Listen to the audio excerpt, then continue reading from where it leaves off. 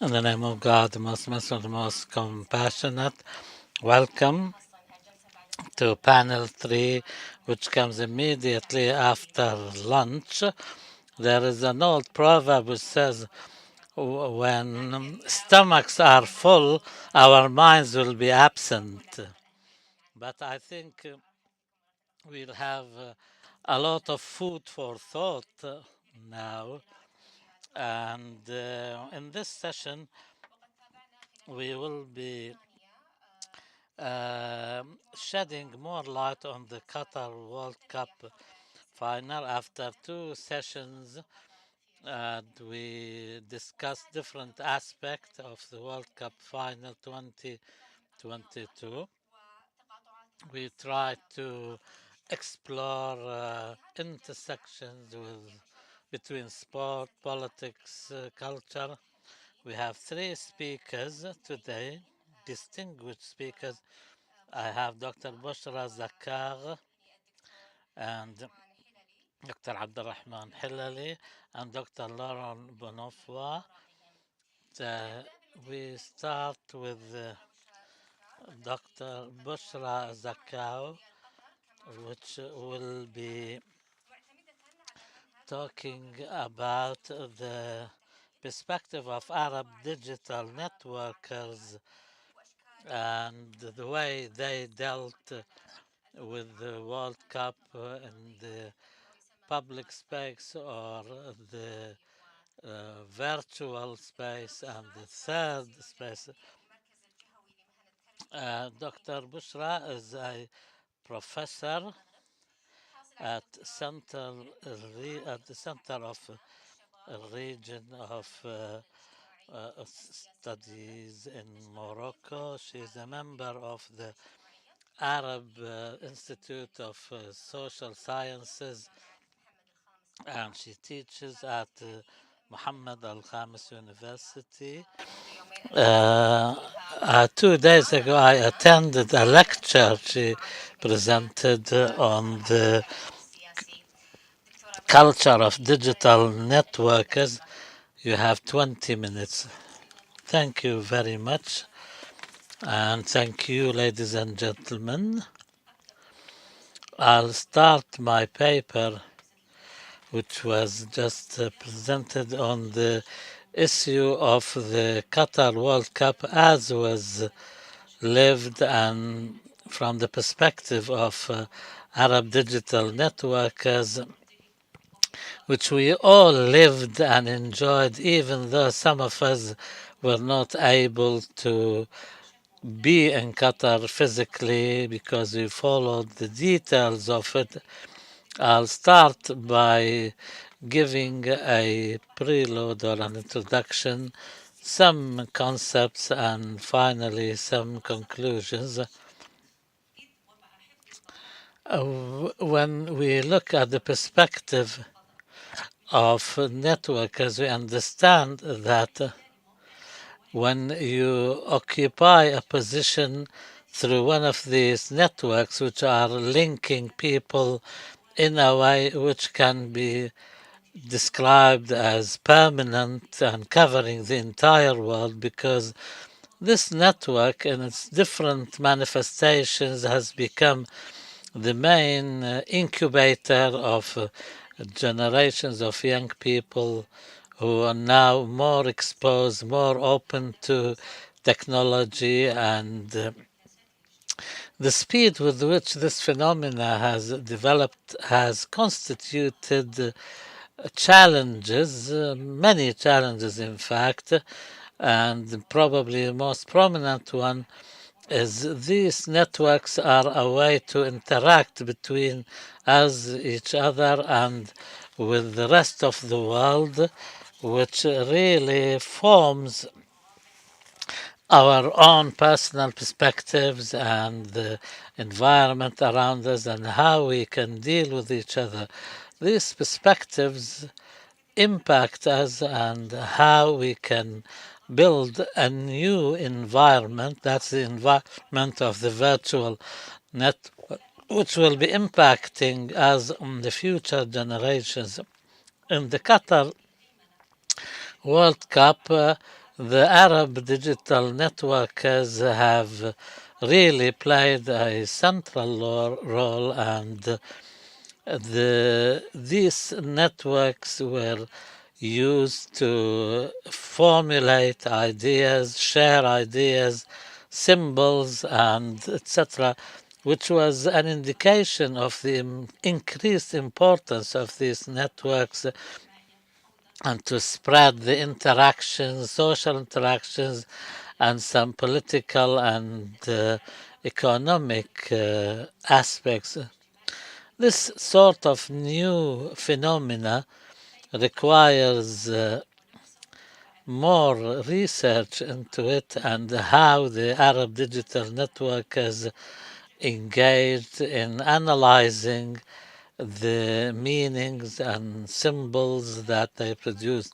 Whether we're talking about those who physically attended the matches and stadiums and those who followed it from a distance and through the live streaming channels, or even those who chose to be present in the through the third space when the divisions are blurred between the physical and virtual spaces.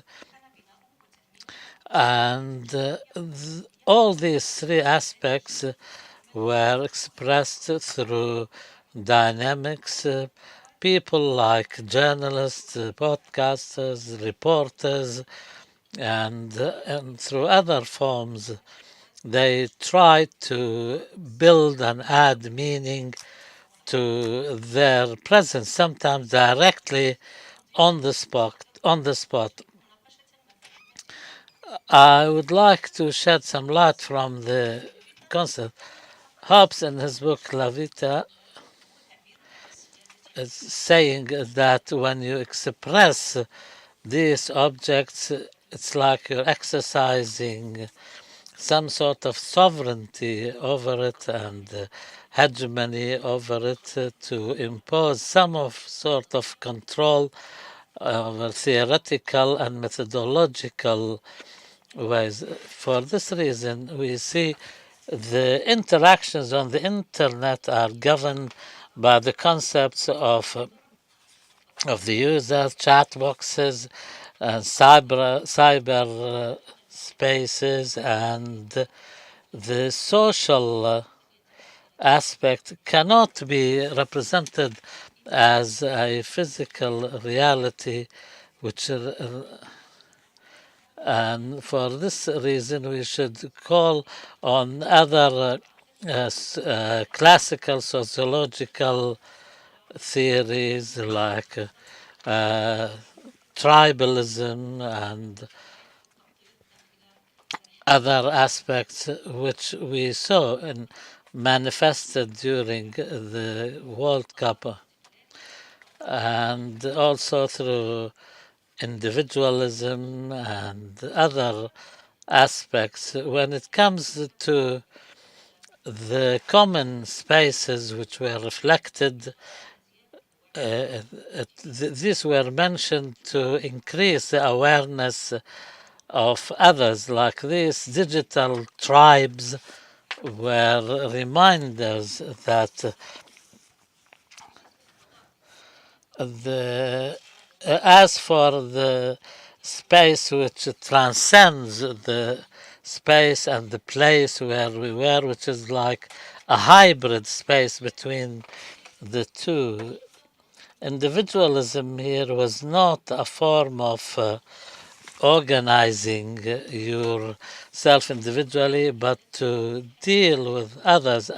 Amongst other, the concepts at the level of networks was the art of being present, and the digital network has expressed their presence through attending in person, tweeting, and live streaming their experiences.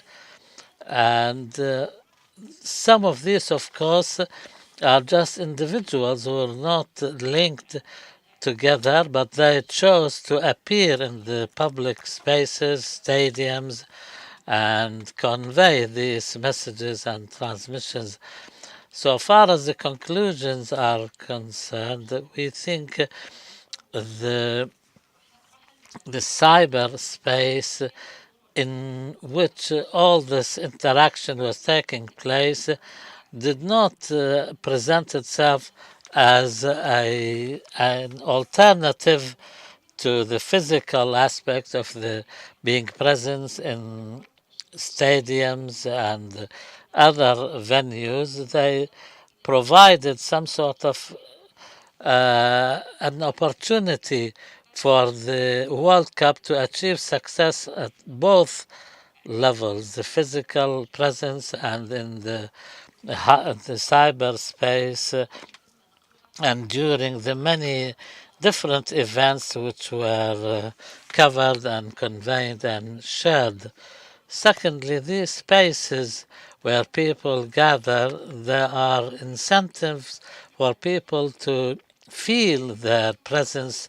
This was the first World Cup in an Arab country, and amidst different narratives and cultural values, and through the networks and through the physical actual coverage, conveyed certain aspects that the spectator, whether physically attending a match or through the networks, following the different events surrounding the event itself.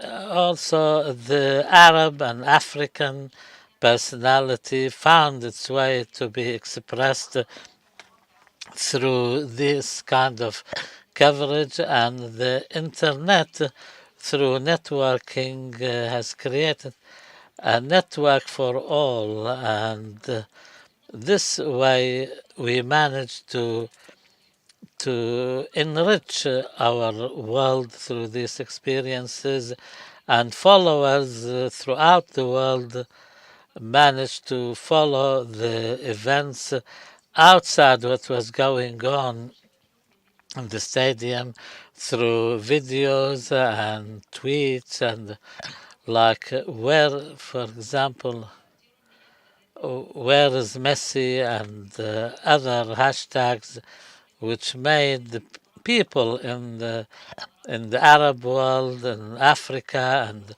in the world generate more interest. Of course, at the emotional level, there was a lot of sharing. Michel Maffizoni refers to that as to show the post-modernist person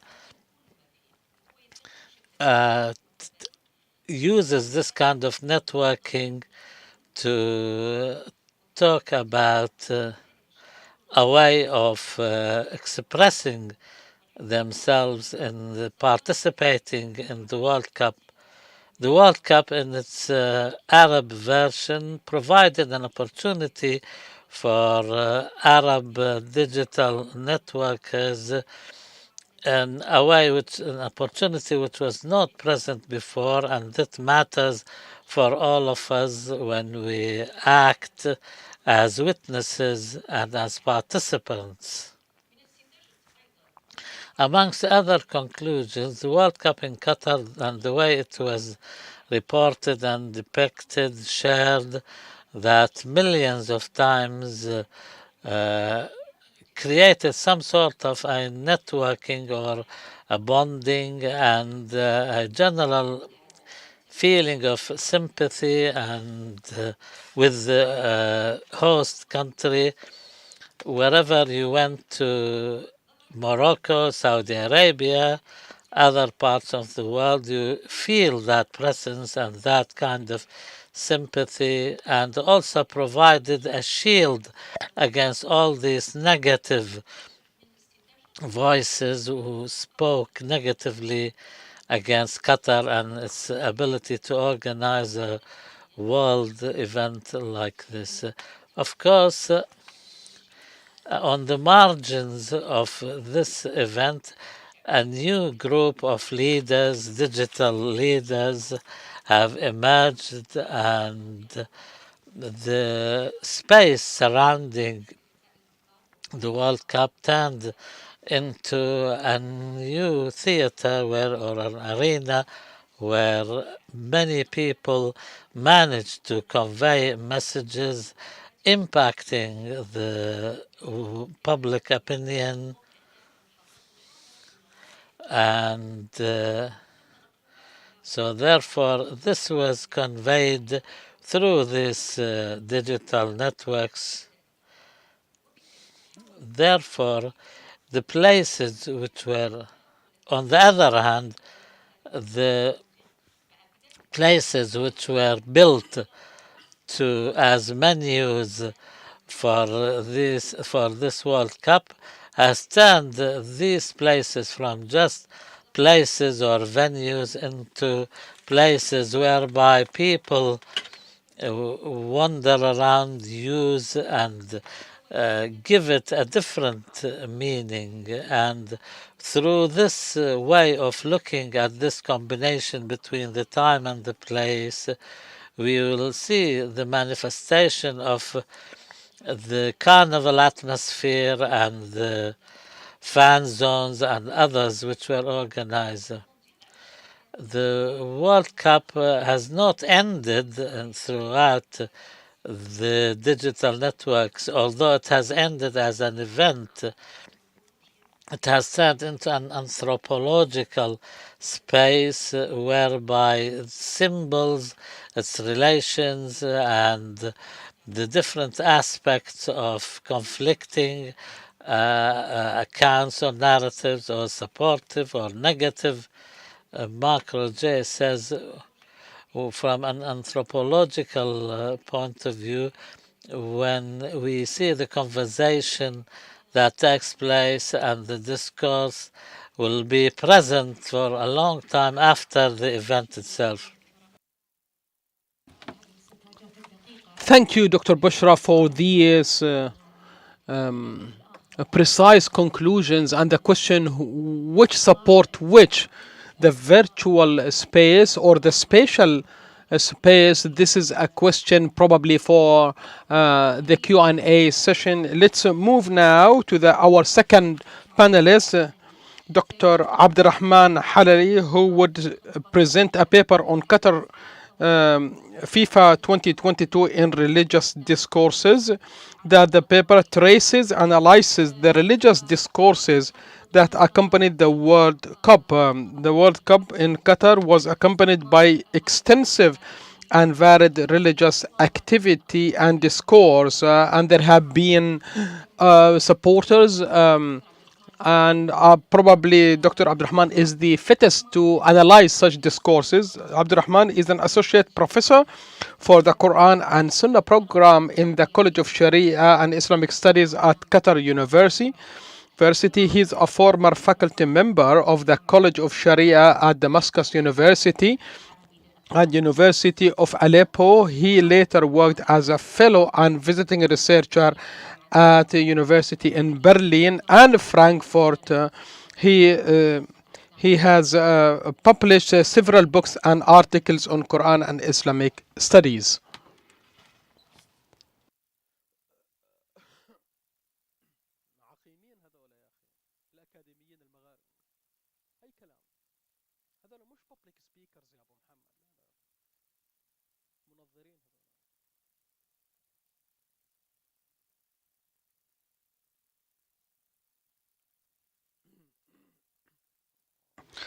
In the name of Allah, gracious and merciful, thank you for being with us, and thanks to Arab Center for the Gulf Studies for this important event. My presentation will talk about religious discourses that have accompanied the FIFA 2022. When I talk about religious discourses, I'm talking about Islamic religious discourses in the context of the FIFA World Cup 2022, which are multiple discourses, this raises the question about this theme and topic. Why does it warrant such a discussion? We have been accustomed that religious discourses that are associated with sports has always been depicted negatively, as considering sports events are distraction to the youth. This type of discourse is quite prevalent in the Arab world as a negative attitude. However, with regards to FIFA 2022 Qatar, we have seen something different, as we have seen religious discourses addressing such an event from a different perspective, and in sometimes they exaggerate a little bit in some issues. What attracts the religious aspects to talk about the FIFA 2022 Qatar? There are several elements. We are the first Arab Muslim country to host the FIFA World Cup. Qatar has a particularity or specificity when it comes to this issue, as they have like religious and value based dimensions. Qatar is described as a conservative country. Qatar's position from the Palestinian cause and the Arab Spring, this attracts a large segment of people with religious orientation. And the important thing is that Qatar has respected the religious values in organizing the FIFA World Cup, and such a respect is not new in the Qatar activities and Qatar events. It has always been there, as we can see the recitation of the verses of the Quran in the opening ceremony, observing prayers times, and announcing its timings, etc. Many other elements, as they are quite familiar in the Qatari context. However, the media presence in the FIFA World Cup has highlighted this aspect and shedded more light on it. What has promoted the religious aspect is the incitement by the Western media against Qatar, especially the incitement against Qatar's observation of some religious values which they maintained until the end of the event. What has enhanced the religious presence in Qatar is that this FIFA World Cup is the biggest event that brings together Arab peoples together, and probably the only event or gathering that brings Arab Muslims from across the Arab world with common and shared values brought together in this event. And this is an opportunity to express their own values and their own identities, be it nationally or religiously or culturally. Other factors that enhanced the religious aspect is the local and the national keenness and interest in the religious aspect. So there are natural factors that attracted people interested in the religious aspects to talk about the FIFA World Cup one way or the other. As for the formal discourse or rhetoric that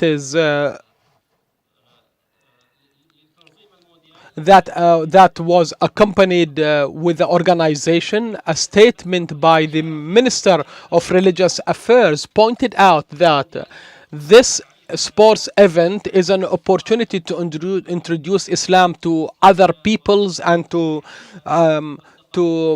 showcase the religious values and Islamic values, social values, and this is an opportunity to rectify others' perception towards Islam and to show that Islam is a religion of coexistence and tolerance, unlike as depicted by Western media. And this is a quote I have cited from the minister. It is clear that the Qatar's policy was deliberate to highlight a religious aspect. It is a deliberate and it is part of the Ministry of Religious Affairs, Awqaf and Endowments mission.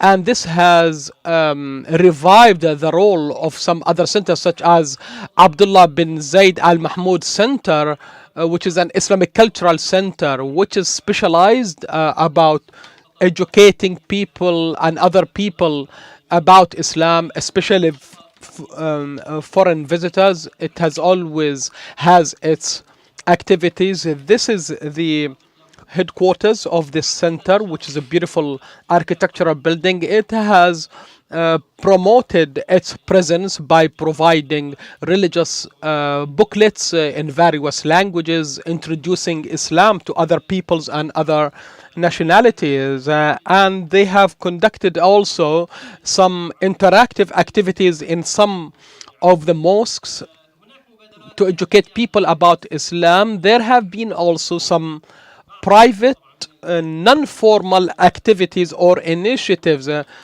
such as the FIFA World Cup organizing committee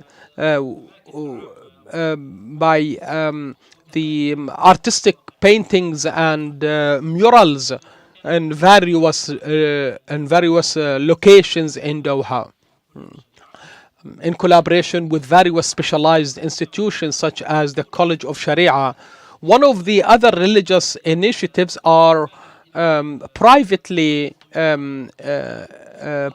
initiatives such as the famous Qatar Guests Center, which has many activities to educate people about Islam and local culture, which is an initiative that was implemented by a trust institution, including setting tents to host people and to organize 2,000 volunteers spread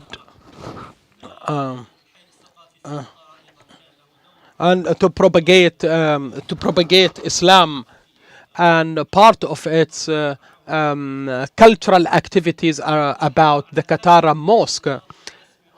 What we have noticed about this formal and private activity is it's nothing new. It's not only specific to the FIFA World Cup. However, the FIFA World Cup was an opportunity to highlight it and showcase it more evidently and broader than usual. The other observation is that such activities were not purely religious. All the activities blended together the national, the cultural, and the religious, and therefore the objective was also to educate people about local traditions, traditional clothings and food and cuisine. So this activity wasn't limited or confined to religious activities and has been successful to leave a good impression, a positive impression with the visitors.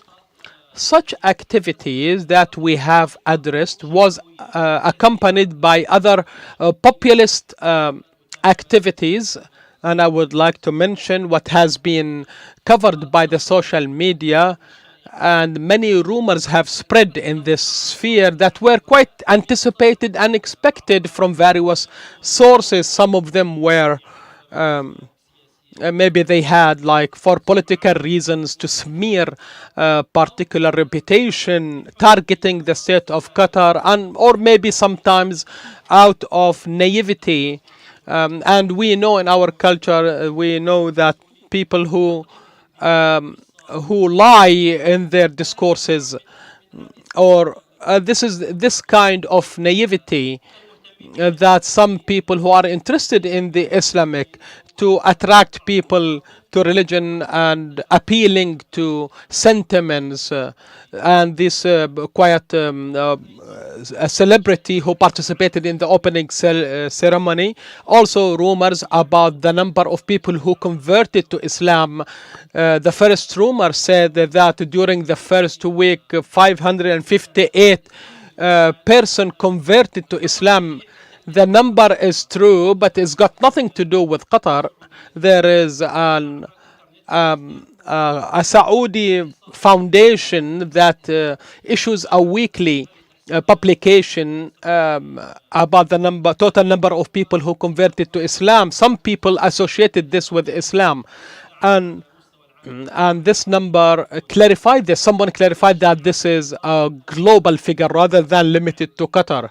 Also, some rumors related to Zakir Naik, who came to Qatar and who contributed to the conversion of 1,800, but this is just a fabricated news. It's a rumor, and this was accompanied or with videos or fake videos and articles and pictures.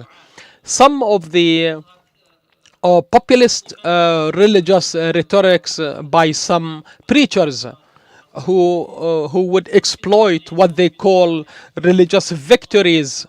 We have listened to discourses that talks about us and them, and the national teams were classified as if they are pro-Islam or against Islam, Westerners and non-Arabs or non-Muslims, and such a classification is inappropriate neither from a cultural point of view, politically, nor from a religious point of view. However, it was employed in the religious sphere.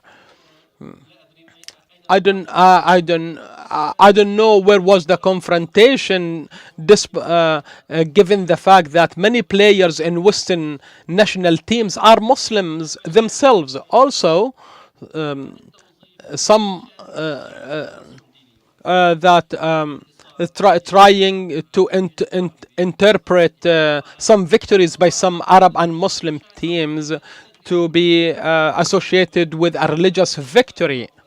So some preachers discovered that such a victory is a victory to good treatment to parents. Yes, it's there. However, it was exploited and employed and depicted as a religious victory. However, the context has nothing to do with the religious aspect. It's a purely spontaneous event. Also, one of the Algerian journalists wrote in Ashuruk that the FIFA World Cup is a new Islamic conquer. A lengthy article in this story, as if we are waging big wars and battles, and if the FIFA World Cup has achieved history. These are several articles that talk about victories, crediting it to Qatar.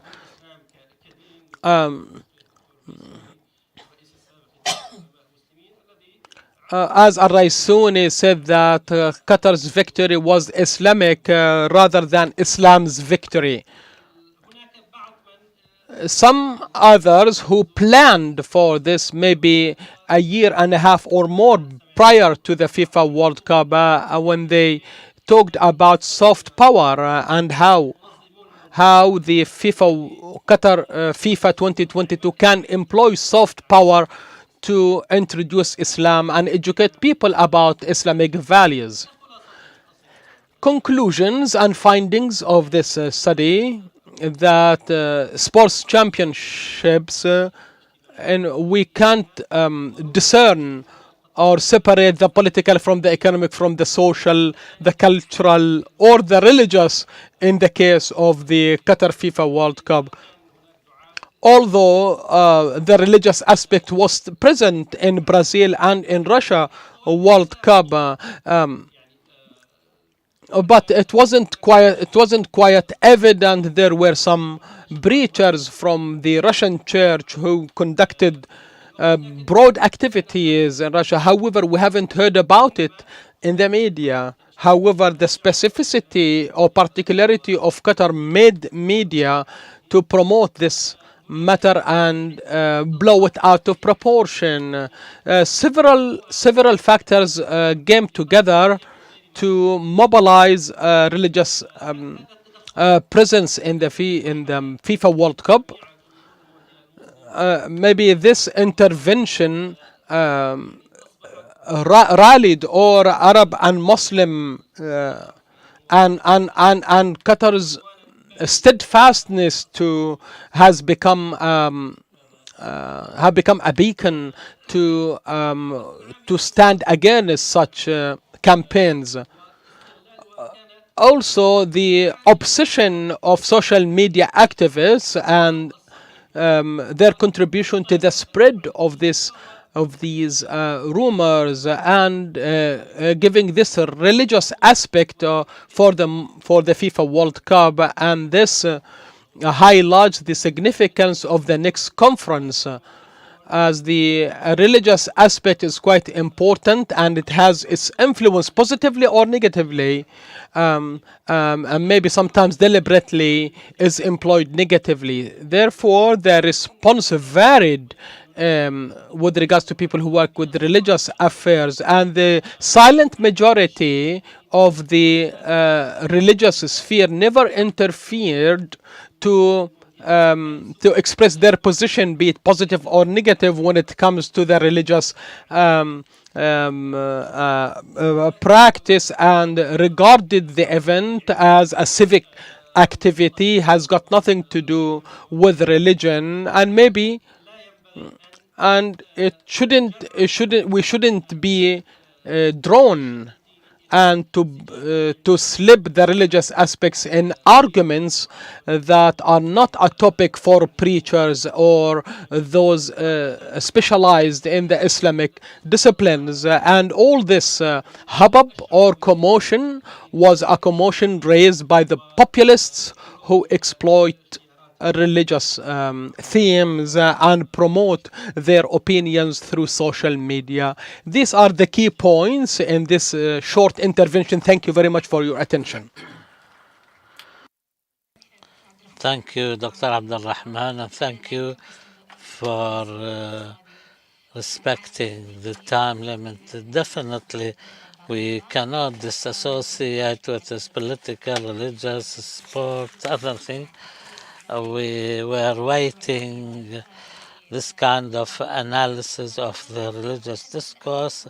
Our final speaker in this session, Laurent Bonnefoy, and he will be talking about competing narratives in Europe and in the Arab world, and how these competing narratives came into existence in Europe and the Arab world.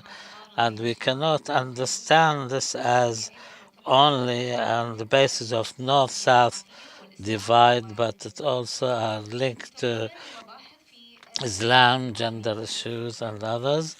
Dr. Laurent, he is a researcher at the French National Center for Scientific Research. He was a visiting lecturer at Qaboos University, and he was editor-in-chief of Arabian Humanities, an open access, multidisciplinary, peer-reviewed journal. He has many books that are published and with a special focus on Yemen. Thank the Arab Center for Research and Policy Studies for inviting me. So I would like to, first of all, to start off by stating that obviously during the day, quite a lot has been said about the different biases which emerged in the European public space regarding representations on the World Cup and on the organization by Qatar. These biases have focused on issues of corruption, of human and migrant rights, on matters linked to the environment and climate. They've been covered quite extensively throughout the day, and the fact that I will not focus on them does not mean that I don't acknowledge them or that I will disregard them. What I want to do this afternoon, and to try and keep you awake, is to try and go beyond these and try to see how different discourses or different narratives which have emerged are competing with one another. And how this competition which developed is something which is meaningful. Meaning that the representations which compete highlight a number of issues which are not always made explicit.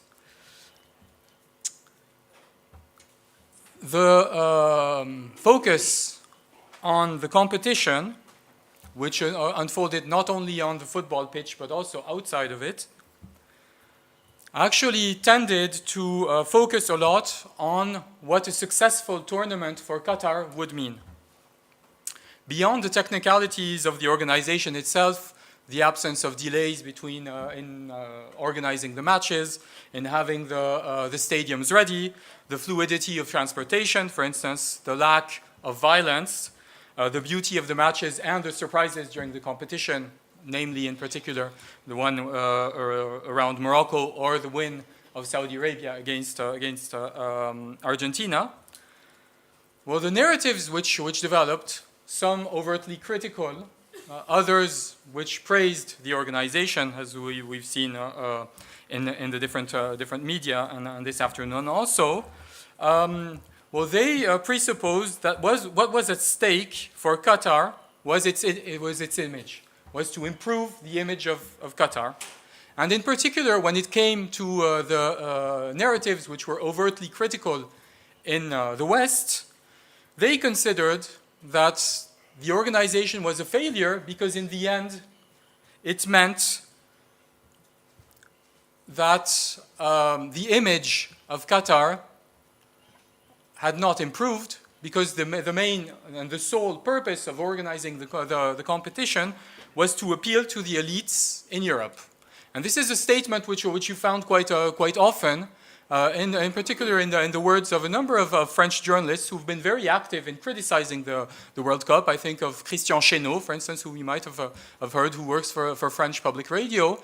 And he clearly stated that the objective of organizing the World Cup was actually to improve the image of Qatar in Paris, London, or in New York. And I think that this is a biased approach to things, and that actually, when you think about it, there is and there should not be any kind of agreement as to what success actually meant, because the image of a country and the image of Qatar is plural.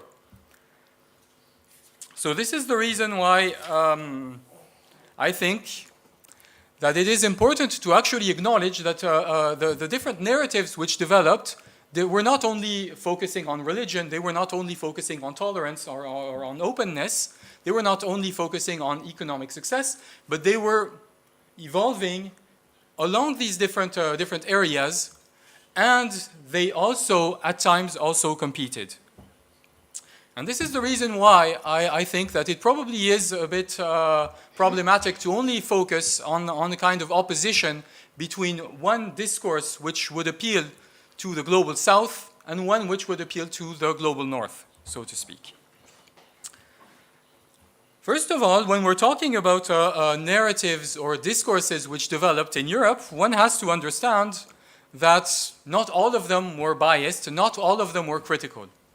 I would tend to think, and earlier there was a question that related to the difference between the coverage before the World Cup and during the World Cup. And I think this is very interesting to actually notice that when specialized journalists were sent to Qatar to cover the World Cup, a number of very interesting papers were published. I'll just mention one of them, which was published in Le Monde, for instance, which focused on a group of supporters from Kerala who supported France.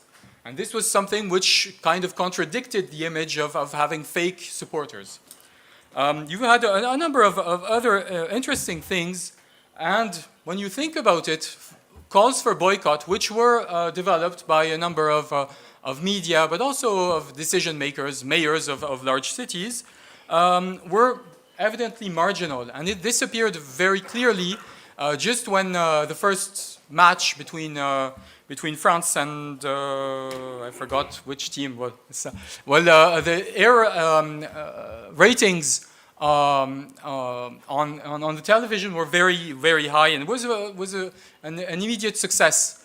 So this actually proved that for most of the population, despite having this kind of biased coverage, you had another narrative which focused much more on sports, for instance. And one must also acknowledge, when we're talking about images, about narratives, that actually the vast majority of people don't actually care. They're not really concerned by these kinds of political discourses which emerge. People don't necessarily have an opinion. And this highlights the fact that the idea of actually considering that the sole objective of organizing the World Cup would have been to appeal to elites in the North is actually something which is a bit stupid. Informed people might acknowledge that there might have been another kind of success, which is linked to geopolitics. The fact that people now know where Qatar is situated, much more than before.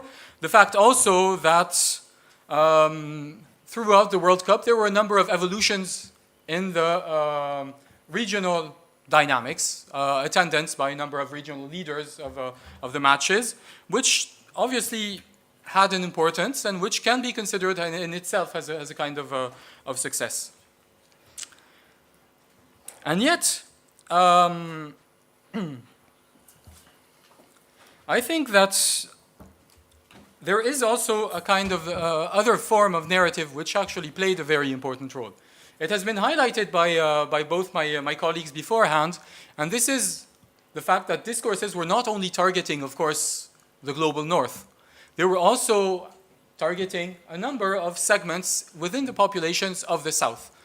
Mainly, I think that the presence, for instance, of a large number of Latin Americans or African supporters was something that we, and I say we in Northern Europe, for instance, do not necessarily consider as something which is central. We tend to consider that we are the only ones in a way. And there you had the perfect example that maybe Europe was not the target. Maybe the global South was in itself a target. Maybe the Arab world was a target. Maybe Muslim populations were a target. And this is something which is, I think, rather important and which is often forgotten.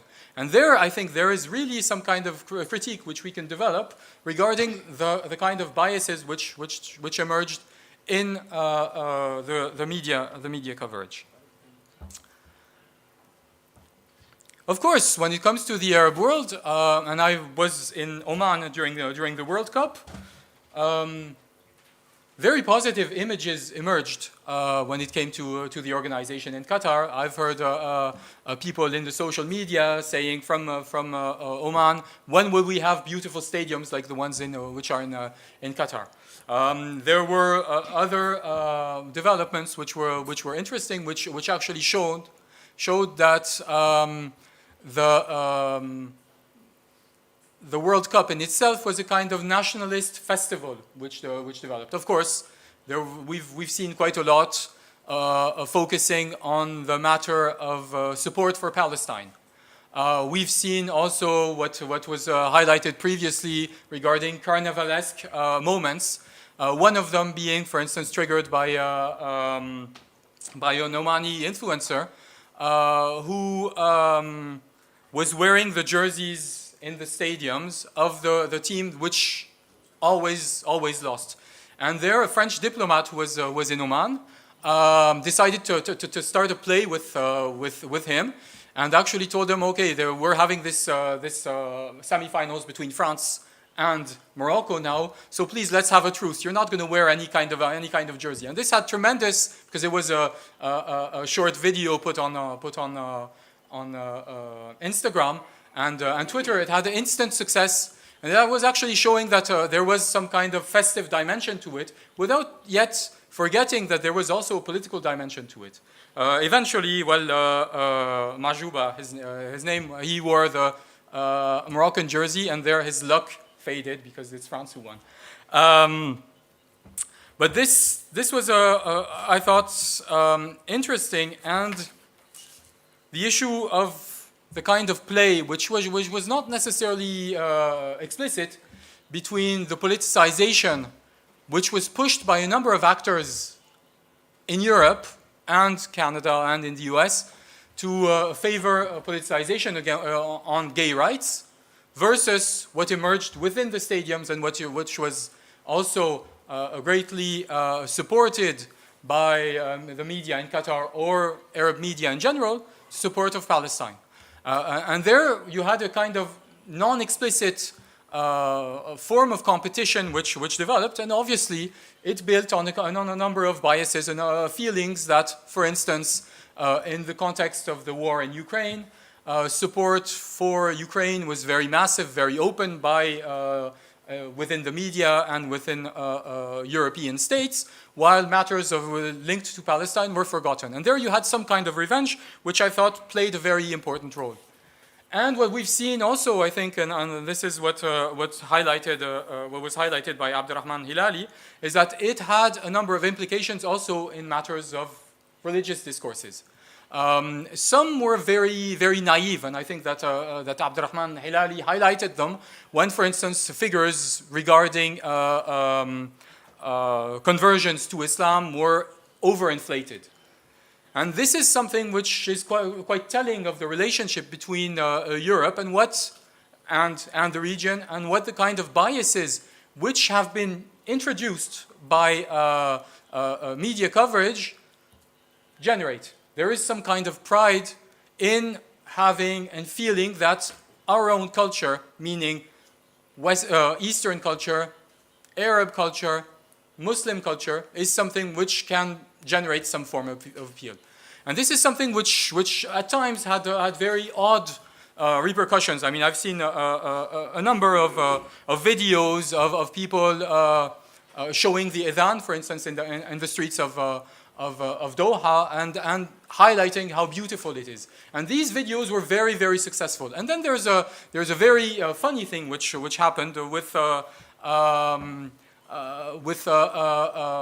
British guy who had pictures of the shatafa in the toilets, saying that this is something which is very hygienic and which is just marvelous.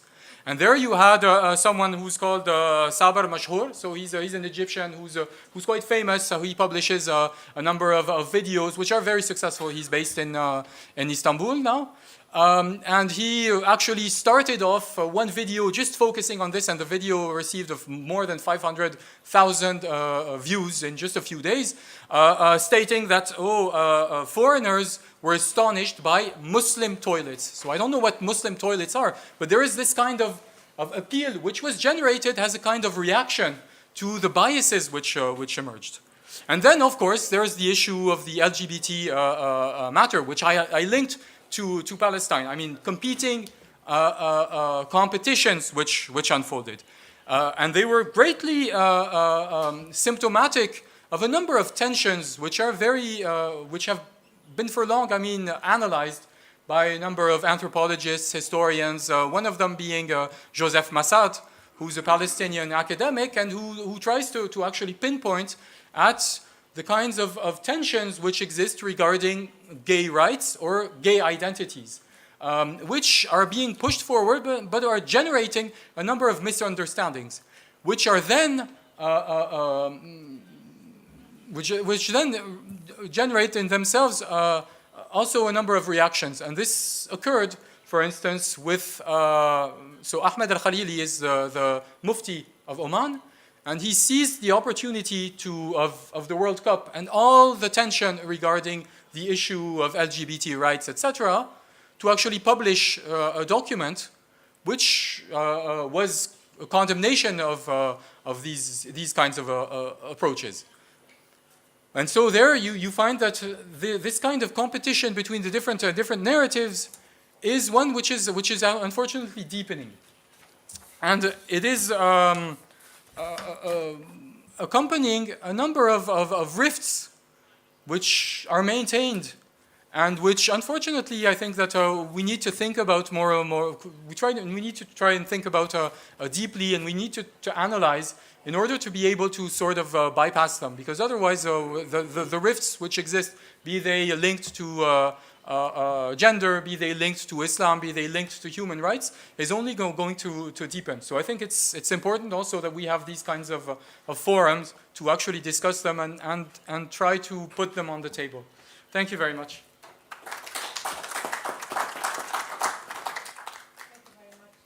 Thank you very much. شكرا جزيلا لك. And thank you very much for highlighting these different narratives. أعتقد أن الآن الخطابات المختلفة. I believe now we have a time for questions and to open the floor for some discussion. Of course, if you to ask any question, kindly introduce yourself briefly and kindly keep your questions to the point and brief. السيدات أولا. Presentations.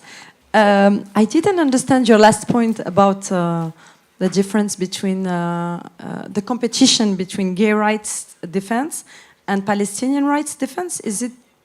Can you develop on that? Thank you. To the same person. Thank you, Laurent, for your presentation.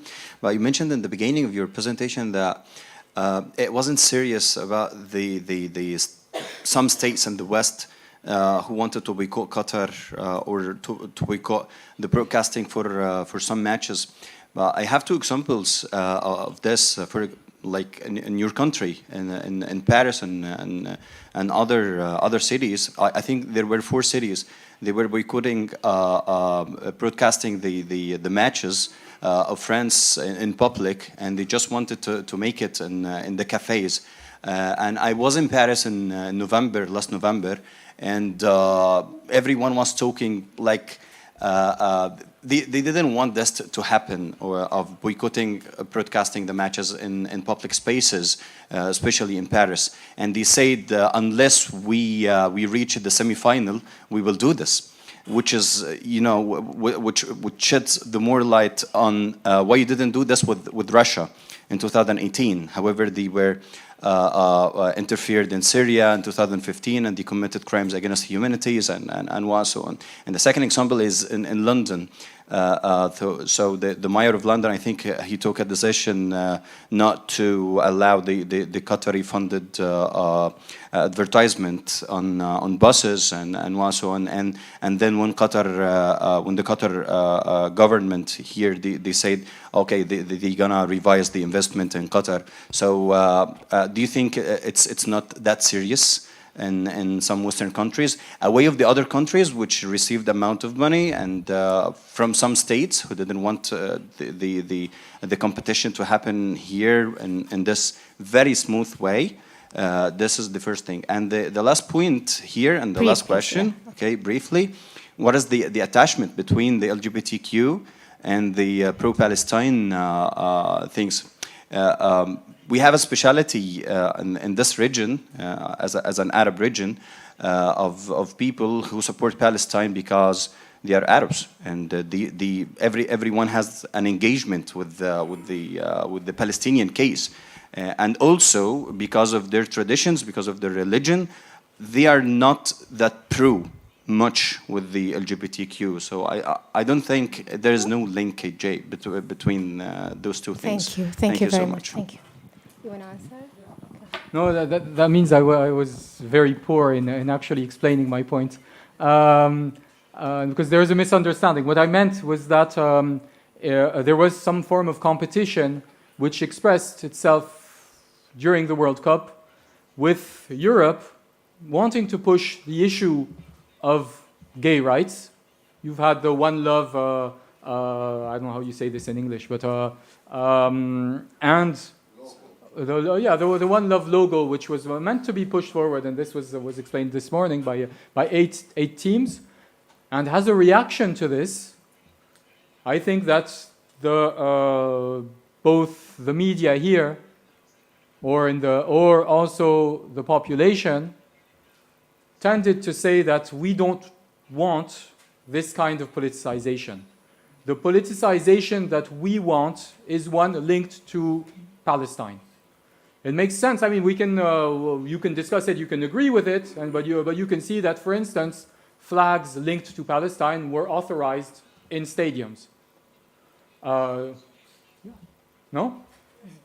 Yeah, but I don't. It's not because I pinpoint something. I can tell you the sky is blue. It doesn't mean I disagree with it. It's just that these flags were agreed, while rainbow flags were not, which is kind of telling. It's just saying that this happens because there was this overemphasis, and this emphasis on LGBT matters is some form of misunderstanding, which has been analyzed, and I'm mentioning what Joseph Massad has written, saying that what the West has been constructing and trying to impose is a form of sexual identity, which is different, which is an all-encompassing identity, which is different from a practice which can be tolerated, for instance. And just as an example, the kind of discourse which developed, probably no one remembers that during the World Cup in 1994 in the United States, a number of American states actually banned homosexuality. In a very similar way, but no one ever tried to relate to this, saying that, okay, this is something which has evolved, there are cultural dimensions to it. So that's what I was stating. I was just stating that one was the response to another, or it can be analyzed as such. Regarding just boycott, I would tend to think that it was sort of political.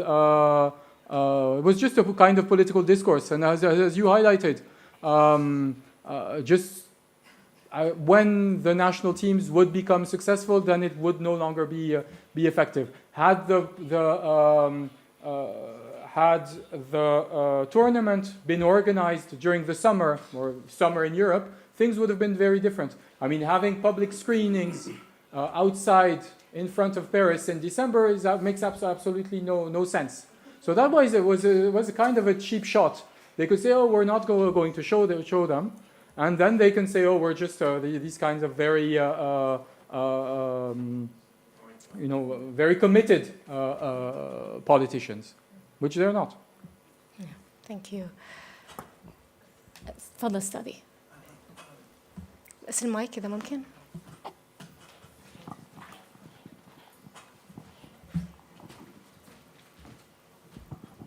السلام عليكم. محمود عمارة من جامعة قطر. محمود عمارة من from The presentations, and I just wanted to ask about whether any sense of the political Islam was in a way not very engaging with commenting or positioning itself with the World Cup being a symptomatic maybe of the post-Arab revolution, because we didn't hear much the Islam siyasi engaging much, or maybe this was a way to move away from any differences when it comes to different interpretation of Islam from a political point of view, in favoring more a sense of solidarity around Qatar being a Muslim country hosting this mega sports event. And to Laurent, what was the position of FIFA, or how FIFA handled these competing discourses that you were just mentioning, and or what do you think about the way that FIFA handled it? Was it in the right way, or were they successful in making, maybe in positioning themselves between those competing discourses? شكرا. في سؤال آخر؟ اتفضل.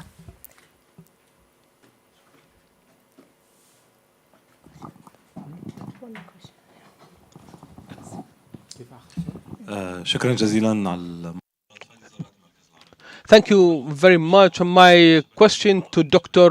Bouchra about the Arab networkers. A big part of the Arab world has followed up the FIFA World Cup through networks, be it legitimate or illegitimate, or maybe decoded. The definition of Arab networkers are the people who interacted on social media, or are those who watched the FIFA World Cup through cheap means, because they didn't have these are networkers who interacted with the event. To what extent did you exclude this group. My intervention here, but is it a reaction? Does it have to be a reaction that support for Palestine is a reaction to lack of support for the LGBTQ movement? It doesn't have to be. It's a natural thing. Every day we support Palestine.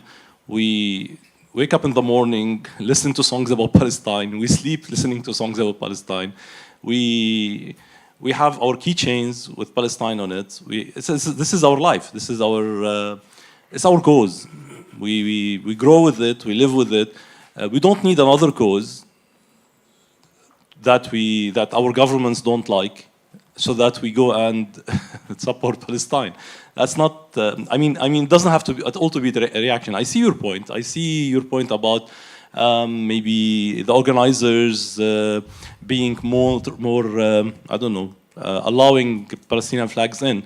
But it could be also that the people carrying the Palestinian flags are much more in numbers, and they succeeded to smuggle more flags than the others. It doesn't have to be a reaction at all. That's something I wanted to put in there. شكرا جزيلا. قضاء سلمية بالمرة. Yes. We raise these two issues where there's always a lot of reaction. No, I'm not saying that it necessarily is linked, but if you're looking at history, I don't think that even, for instance, the previous World Cup, politicization was so important. During Russia, for instance, I don't remember having any kind of hot political issues which emerged like this. Well, you might remember differently. But yeah, عندي سؤال لدكتور عبد الرحمن. هل وجدت يعني خطاب Dr. Abdulrahman, did you find any critical discourses, religious discourses critical of organizing the FIFA World Cup?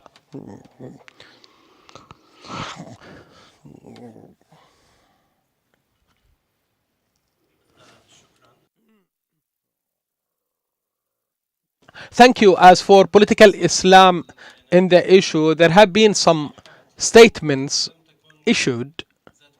However, they were not of a religious nature, rather more than political nature, congratulating Qatar for its success in the organization. And I have given some examples, and I pointed out some examples. Some of its individuals are belong to this classification of political Islam. As for religious, critical religious discourses, yes, it was there, but it wasn't written. It was orally or verbally exchanged. Even some figures on social media have criticized these positions. And I have written a critical article about this area at the time.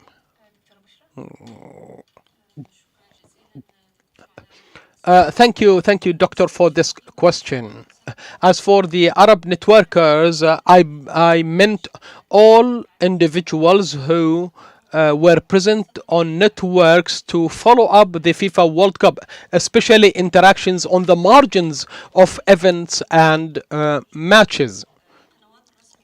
So which wasn't focused on mainstream media, but the practices of copy and paste, the formal or official media or websites, they were quite neutral.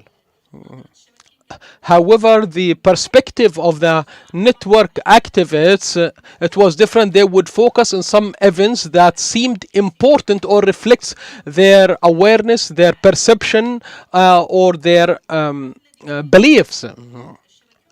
This what has transpired between the network activists, and this is quite a hefty subject that requires monitoring, in which religious and cultural awareness is evident. That's why we highlighted the mottos and the slogans by the fans in the stadiums when they started chanting, reciting the adhan in the presence of the president of France, Macron.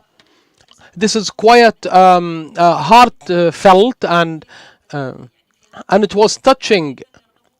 And what kind of message they were trying to send out, and some of the concepts such as activists in sports, the Moroccan team coach, and some other words that have become slogans such as Diruniya, etc. And the focus on meeting mothers and performing sujood or prostration in the field.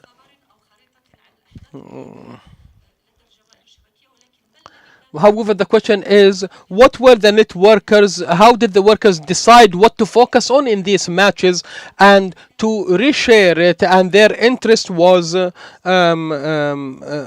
interested in some issues in TikTok, Facebook. What kind of videos that we have captured and detected, and we started resharing it amongst us that has reached millions. Thank you.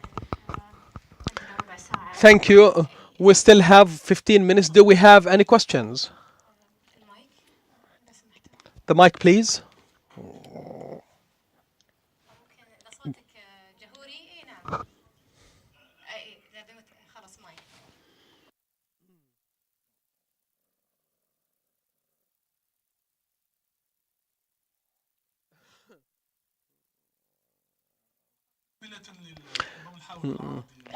I'll try in Arabic just to follow up on the critical aspects. When we talk about the FIFA World Cup, we're not talking only about the football and competitions.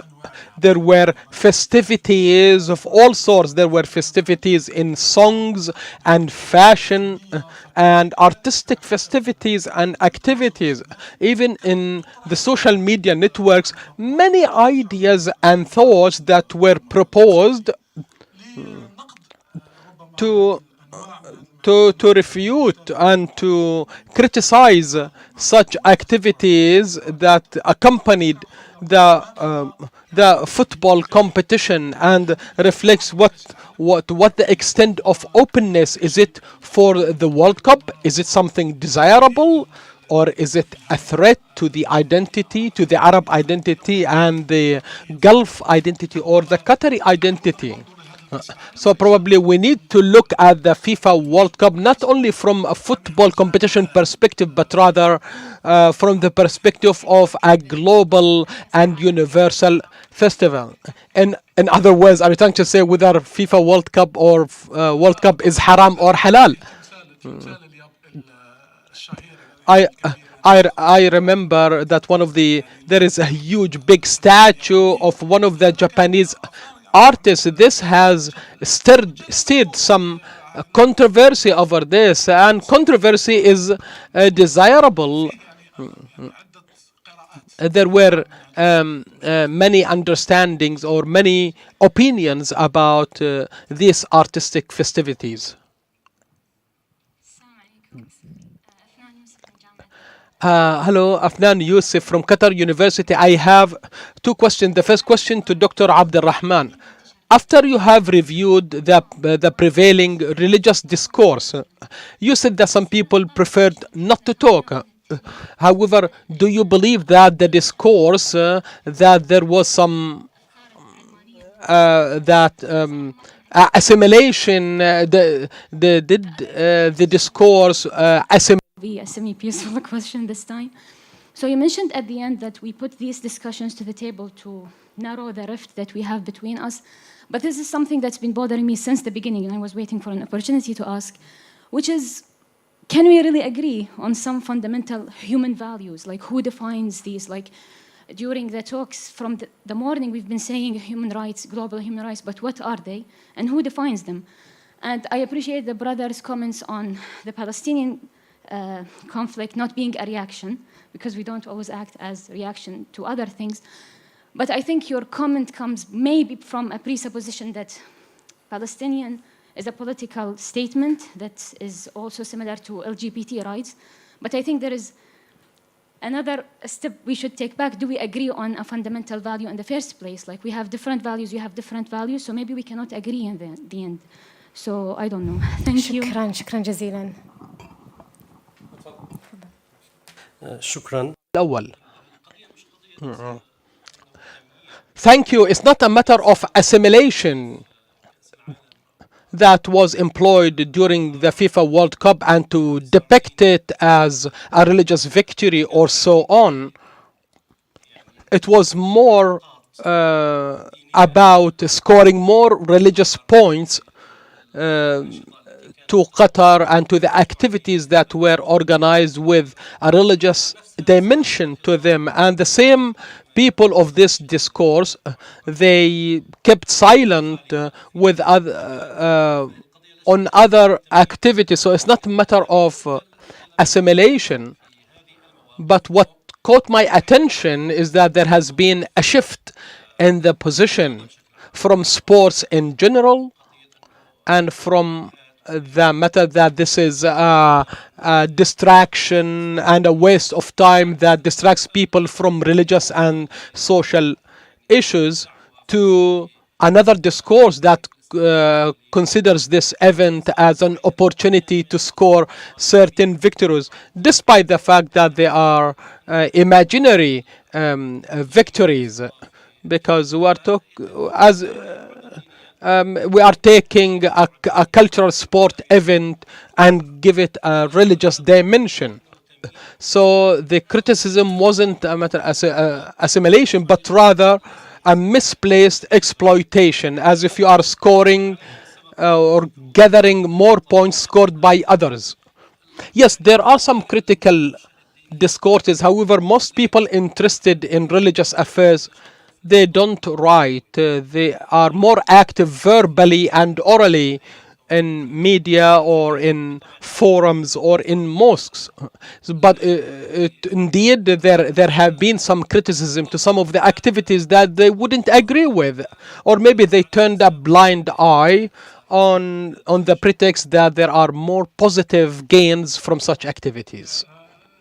I probably didn't put things right. I'm not saying that the Palestinian issue, and I've lived for 2.5 years in Palestine, so it is a dear matter to me. So it's not something which comes in reaction. So that I might have expressed myself wrongly.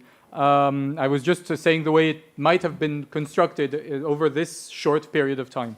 Regarding shared values, who defines them? It's obviously a tremendously huge matter. But I think we can just start off by actually trying to agree that there might exist a number of taboos and things that we don't necessarily agree on.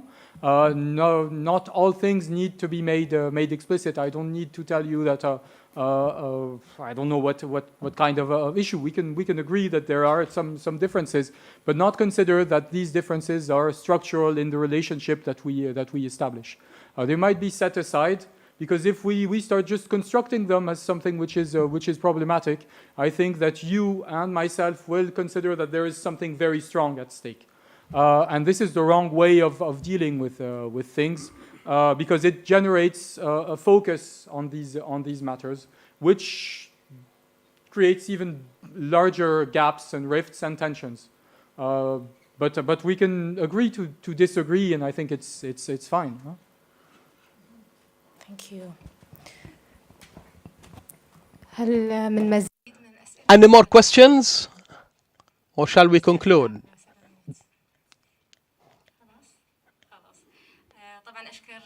I would like to thank all the panelists with me, and I would like to thank all the participants. The fourth and last session at 3:45 to be moderated by Dr. Aisha Al-Ammari and Qatar FIFA World Cup, and return to the international relations framework. Thank you very much.